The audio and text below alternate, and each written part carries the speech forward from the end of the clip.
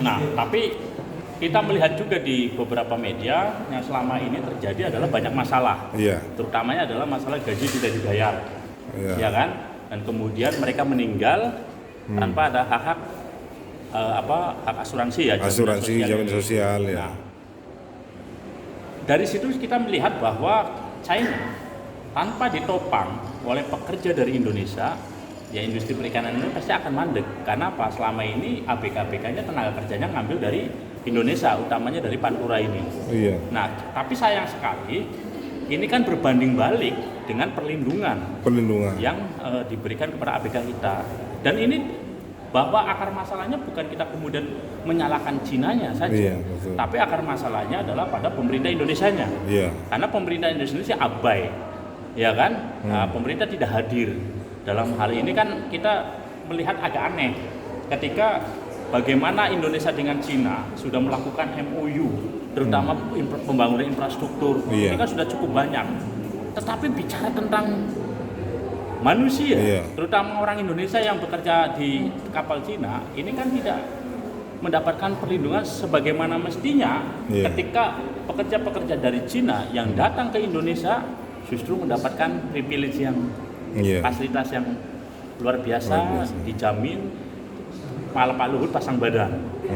Nah, problematikanya yang kedua juga selain kemudian apa adalah bahwa tidak seriusan pemerintah kita dalam membangun industri perikanan kita. Ya kan, kalau kita mau membandingkan dengan Cina, kalau Cina jelas karena mereka membangun industri perikanan itu dari hulu ke hilir. Mereka membangun kan, coba kalau kita mau membandingkan Indonesia dengan luas wilayah kelautannya ini adalah basis kantongan ikan-ikan kita itu ada di Indonesia. Kalau Cina kan fishing ground-nya terbatas. Taiwan juga terbatas, tapi kenapa mereka menjadi negara yang pengirim hasil ikannya luar biasa, nomor 1 di dunia? Karena apa? Mereka serius membangun industri perikanan tangkapnya. Cina membangun dari hulu ke hilir. Mereka serius membangun industri perkapalannya. Mereka serius membangun usaha processingnya. Mereka serius membangun sekolah-sekolah perikanannya dengan alat-alat teknologi modern. Kalau membandingkan Indonesia jelas jauh. Ya kan? Makanya wajar kalau kemudian hasil ribuan triliun bisa dihasilkan dari hasil perikanan ini. Untuk pembangunan Cina yang terlihat hampir saat ini cukup maju. Ya kan? Nah, saya berharap bahwa pemerintah Indonesia pun sudah mulai harus belajar dari Cina. Belajar dari Taiwan untuk membangun industri kapalnya itu. Oh gitu ya. Nah, kalau mulai dari Indonesia, harus mulai dari mana? Ya kalau dimulainya yang pertama adalah bahwa teknologi penangkapan ikannya ini harus mulai ditingkatkan. Dari kapalnya. Kan kita lihat misalnya kita membatasi pembangunan kapal ikan di Indonesia kan hanya 150 gross ton. Itu pun kapalnya kapal kayu. Alat tangkapnya pun masih alat tangkap tradisional. Sementara Taiwan, China dan beberapa negara kan sudah mengembangkan teknologi penangkapan ikan yang lebih modern. Lebih modern ya. Lebih modern. Kapalnya pun bukan kapal kayu. Kapal besi. Kapal baja. Yang tidak mudah terbakar. Yang mudah tidak terbakar. Makanya wajar kalau mereka kalau kapal besi aja, kalau di Indonesia kenapa kalau kapal terbakar nggak dapat asuransi? Karena asuransi hanya mengcover kapal yang terbuat dari besi. Bukan dari kayu. Begitu. Makanya kalau misalnya terbakar kan nggak ada.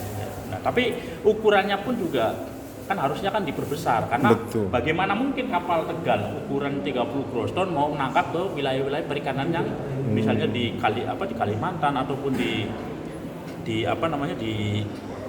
Papua, kemudian yang daerah-daerah Natuna yang banyak sekali ikannya. Padahal kalau kapal kita dibangun besar, ukurannya besar dan bisa berlayar di sekitar Natuna yang ikannya juga banyak itu, bukan hanya berfungsi menangkap ikan, juga ikut memata-matai kapal asing yang masuk ke Indonesia.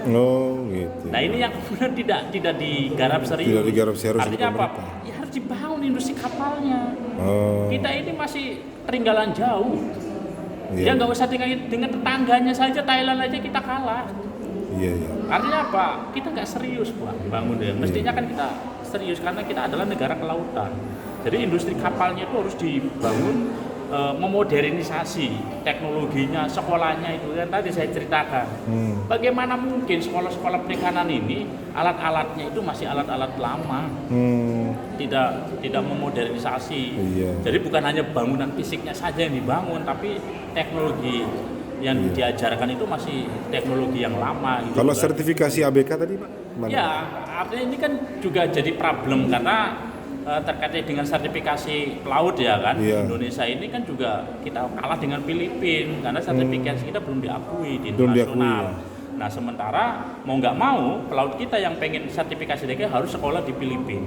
Oh, 2 kali sekolah dong. Sekolah pokoknya ini kan jadi bukan hanya Penyebabnya apa itu sertifikasi tidak diterima? ya artinya alat-alat pelatihan kita ini kan juga nggak standar internasional ya. Kan tadi saya bilang kita nggak serius. Pemerintah tidak serius. Kita tidak serius. Astagfirullah. Artinya kan harusnya kan dengan kita kelebihan kita sebagai negara yang Maritim. banyak, Betul.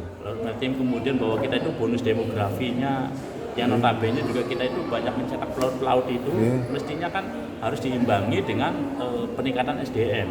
Betul. Dan peningkatan untuk pelatihan teknologinya. Iya. Nah ini yang tidak didukung. Iya. Jadi sayang sekali kalau pemerintah tidak mengalokasikan anggaran untuk peningkatan SDM kita. Oh, iya. Oke.